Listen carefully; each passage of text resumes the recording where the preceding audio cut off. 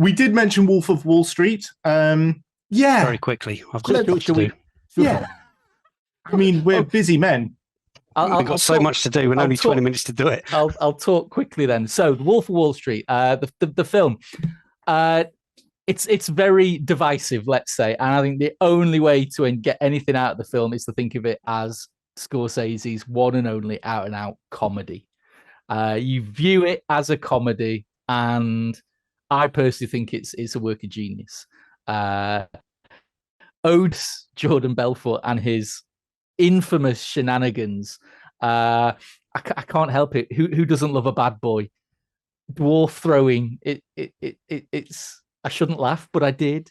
Taking Quaaludes and trying to drive his Ferrari. I shouldn't laugh, but I did. Pretty much everything he did in that film, I shouldn't have laughed at, but I did. And I think it's helped because Leonardo DiCaprio sells it in a.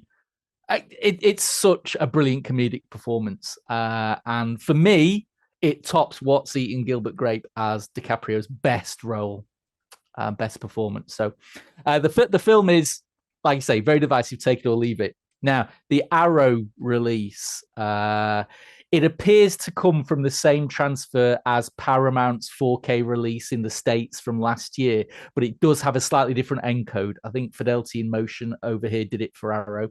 So when you look at some of the screen caps, there's not a lot of difference between the two images. So I think the first thing to know is if you've got the Paramount disc, you're not going to get a transfer upgrade with the Arrow one. Does prove quite controversial. The term Black Crush gets bandied about a lot with this transfer, both the Paramount one and the Arrow one. And in comparison to the 1080p Blu-ray, the image does darken up, it does thicken up those blacks, and in comparison, you do lose some detail that you had on the 1080p disc on the 4K disc.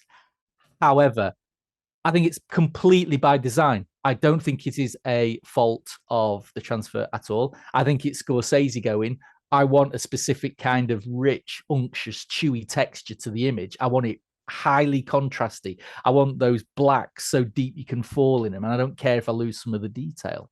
So I think, yes, in comparison, you do lose some detail in the blacks, but personally, the overall benefit of that to the image, it completely tones down the almost orange skin tones that you had on the previous disc. The benefits far outweigh that slightly small negative. So I think it's a really nice picture. It's still got the same 5.1 track on it that it had before. But the big issue here for the Arrow over the Paramount is the extras. It's got a whole new raft of extras, including new commentaries, some very, very good interviews with some of the creatives involved. But for me, the best extra on this disc is a 30-minute romp through Jordan Belfort's little-known B-movie producing career.